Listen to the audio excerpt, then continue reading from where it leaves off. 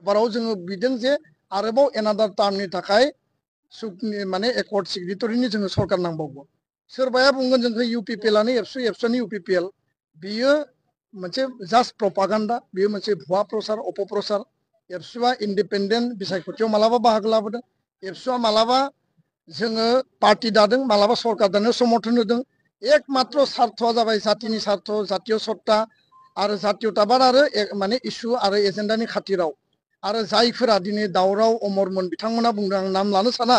बिथांमोनाबो सासे सासे संग्रामि दैदेनगिरिमोन मोनसे समाव खिन्थु दिनै हानजायाव दङ हानजानि थाखाय खोथा बुङो हानजानि सार्थआवल' बिसोरो उकालति खालायो हानजानि सार्थआव सोरनिबा डिक्टेसननि थाखाय खोथा बुङो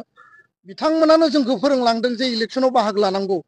जातीय एजेन्डा जातीय सार्थनि थाखाय आरो पार्टी दानाय इलेक्सनाव बाहागो लानायखौ बड'फानि आन्दलन बिनि उननि आन्दलनाव सोरबा अमर सिं आरो दावराव देख्रेब मोनानो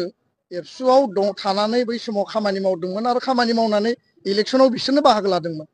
दिनै जोंखौ बिथांमोना आसि थुबा जानाय नङा जोंथ' बिथांमोननि इयुन जेनेरेसन खिन्थु बिथांमोना जोंनि पायनियारफ्रा जि रलखौ लादों दिनै जोंखौ जुदि आसि देखायोबा जातीय एजेन्डा जातीय इस्युखौ सोर फुलफिल खालामगोन बे खोथाखौ बिसोर सानाबासिनो गावसोरनि इन्टारेस्ट गावसोरनि सार्थ आरो सेल्फ इन्टारेस्टखौ लानानै जायफ्रा खामानि मावदों बिथांमोना बे खोथाफोरखौ बुङो आरो हाग्रामा महिलारिनि जि खोथायाव बाथ्रायाव जिफोर दङ बे मोनसे मुखास्थ स्ल'गान बिनि बादै बे जेबो नङा आरो बे स्ल'गानखौ गोदानै बे बुंनाय बाथ्रा नङा बे थांनाय 15-20 बोसोराव बेखौनो बुंगासिनो दङ बेखौ लानानै जोंहा गोसोआव गाज्रिबो मोननाय गैया बुंनांगौबो गैया आं नोंथांमोना सोंनायखाय बेखिनिखौ फोरमाय दा बेखायनो जाहाथे गासै रायजो राजाया डेम'क्रेसिनि गणतान्त्रिक देशनि भटिं जि राइट दङ बेखौ बिथांमोना जाहाथे एक्सारसाइज खालामनो हायो आरो भट केन्द्रनिफ्राय लानानै ल' एन्ड अर्डारनिफ्राय लानानै बाखि जिखिनि थासारि परिबेस दङ बिनि सायाव आङो दिनै उदिस लादों दुलाराय बर' फरायसा आफादनि आरो जोंनि गुबुन गुबुन वेल विजार्सफोरबो फैदों बेजों लोगोसे दिनैनि बे रिभिउ मिटिंनि उनाव दुलाराय बर' फरायसा आफादनिफ्राय आंनि जि मोनदांथि आरो बिश्वनाथ जिल्ला दुलाराय बर' फरायसा आफाद जोंनि दखराफोरनि रिपर्ट आं बे खोथाखौनो बुंनो नागिरो जे फैबाय थानाय 22 तारिखआव शोणितपुर आरो बिश्वनाथ जिल्लानि जिखिनि 41,000 माने गोदानै बेयाव भटार्सफ्रा भट होगोन साथिखान गामि जिखिनि थिसनजाबाय बिथांमोना एकर्ड इमप्लिमेन्टेसननि सार्थआव बा फेभाराव हा हुखौ बिश्वनाथ जिल्लायाव 100% फरेस्ट राइट एक्टनि आन्दाराव प्राय 11,000निबो बारा बेयाव क्लियारलि होनाय जाबाय आरो 50% हा हुखौ शोणितपुर जिल्लायाव होनाय जाबाय बे बिराद गिदिर खामानि लेन्ड राइटखौ जों मोनबाय दा 6 शेड्यूलनि जि कन्स्टिट्यूशनल जि एरेन्जमेन्ट जि आत्मनियन्त्रणनि जि बिटिआर बे बिटिआरनि जि अधिकारखौ जि मोननांगौ बे अधिकारखौ मोननांगौनि थाखाय जों साथिखान गामिखौ सोबाय गिबि खेबनि थाखाय बिथांमोना 6 शेड्यूलनि भटार हिसाबै माने गावनि भटिं राइटखौ एक्सारसाइज खालामगोन बे बिराद गिदिर मोनसे जोंनि एचिभमेन्ट दा बेखायनो हा हुनि खामानिया बिटिआर एकर्डनि गेजेरजों 100% जाबाय गामि थिसननायनि खामानिया साथिखान जाबाय बेयाव गोदान समस्ति दाबावनांगौ दङ आरोबाव गामि प्राय 300नि बारा गामि सोबावनांगौ दङ जोंहा सिमलुगुरिसिम सिमाया थांनांगौ आरो प्रयोजनाव सिमलुगुरिखौ बिश्वनाथ जिल्लायाव 9खान गामिखौ दाजाबनानैब्लाबो माने बे सिमलुगुरिसिम सिमाखौ बारायनांगौ होननानै जों गिबि मन्थ्रिखौ बुंदों दा बेखायनो भिसिडिसि दानाय डिलिमिटेसन रायजो राजानि जि हप्स एन्ड एसपिरेसन जेराव 500नि बारा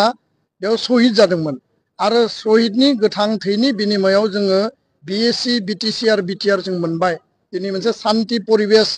बिटिआरावनो जा गहपुरावनो जा बे गासै ओनसोलाव जों जि मोननो हाबाय बे गासै बिथिंखौ नोजोर बोनानै डेभेलपमेन्टनि गुड गभार्नेन्सनि एकर्ड इमप्लिमेन्टेसनाव 125 एमेन्डमेन्टआ फैनांगौ 100% जों बेखौ मावफुंनांगौ जोंनि स्कुल प्रभिन्सियेलाइजनि खामानिखौ जों मावनांगौ बे गासै खामानिखौ मावनांगौब्ला आरो एनादार टार्म एकर्ड सिगनेटरिनि जोंनो सरकार नांगौ आरो जायफोरा दिनै सरकार सालायबाय थादों बिथांमोना दिनै 3.5 बोसोरल' सरकारनि टार्माव खामानि मावनो स्कप मोनबाय कर'ना भाइरासनि टाइम डिसेम्बराव इलेक्सन पार्टिनांगौमोन सेप्तेम्बराव पार्टिबाय आरो बेखौनो नोजोर बोनानै जातीय सार्थखौ सिगाङाव लाखिनानै दुलाराय बर' फरायसा आफादा जोंखौ जाय जेखि बुङा मानो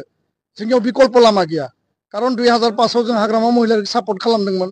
15टा बोसोर हाग्रामा महिलारिनो एबसु बिएलटि बर' रायजो राजा बिटिआरनि रायजो राजाया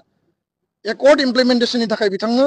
मदद होदों। बिथाङा कंग्रेसजों थाबाय, बिजेपिजों थाबाय, सरकार सालायबाय। बे 5 बोसोराव प्रमद बर'आ बिजेपिजों लोगो नांनानै सरकार सालायदों। आरो जोंथ' लुबैदोंमोन इउपिपिएल आरो बिपिएफ ज' जानायनि थाखाय एबसु साहित्य सभा गासै 16टा आफादा जों हांख्रायदोंमोन। हाग्रामा महिलारिया फैयाखिसै, प्रमद बर' बिथाङा रायलायफैबाय। दा बे बिथिंखौ नोजोर बोनानै जोंहा रावनिबो सायाव गाज्रि बुंनांगौ गैया, आं रावखौबो गाज्रि बुङा आरो बुंनोबो लुबैया। जातीय सत्ता, जातीय स्वाभिमान, जातीयताबादखौ लानानै जों खामानि मावदों। किन्तु 5 बोसोर जोंनो सम नांबावगौ जाय एकर्डखौ 100% मावनांगौ। खारन आसाम एकर्डआ 40 बोसोर जाबाय, दाबो क्लियारलि मावफुंजायाखै। आरो बेयाव बै समाव आसु आरो एजिपिनि मोनसे कोअर्डिनेशन गैयिनि थाखायनो दिनै बे दफाफोरा बिथांमोननिया आद्रा जादों। जों लुबैयाखै आरो बेखायनो आं खावलायदों जे गहपुरबासि, बिश्वनाथबासि, सनितपुरबासिया एकर्डनि फेभाराव जायफोरा सरकार सालायदों आरो नेक्स्ट टाइमाव सरकार दाबावनो थाखाय बे दोलोनो आरो बे बिजाथिफोरनो गहपुरनिया धनस्रियाव, बिश्वनाथनिया रौतायाव आरो माने सनितपुर राङापारा माने नोङो भालुकपुं एरियानि बर' रायजो राजाफ्रा हरिसिंगायाव भट होगोन। आरो बेखायनो आं खावलायदों जे गहपुराव, बिश्वनाथाव, सनितपुराव बेयाव पावार पलिटिक्सनि खोथा गैया, बेयाव पलिटिक्स फर पलिटिक्सनि खोथा गैया, बेयाव जाति दानायनि पलिटिक्स, एकर्ड इमप्लिमेन्टेसननि पलिटिक्स आरो रायजो राजाफ्रा एकर्डखौ 100% मावफुंनो थाखाय मोनसे क्लियार सेन्टिमेन्टजों भट होनानै दिल्ली आरो दिसपुराव मेसेज हरगोन जे बर' आइ आफा रायजो राजाया गहपुर, सनितपुर, बिश्वनाथाव आरोबाव गामि हाबजाबावनायखौ लुबैयो, आरोबाव एकर्ड इमप्लिमेन्टेसन खालामनायखौ लुबैयो। गोजोन्थों।